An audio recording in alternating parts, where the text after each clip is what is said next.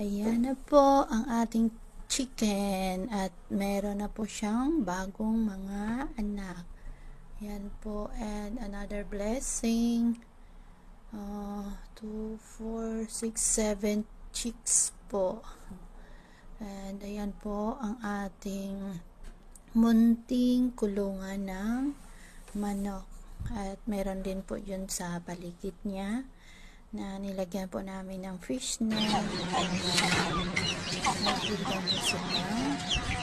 Nakapalakad po siya. Kailangan ko talagang i-safety.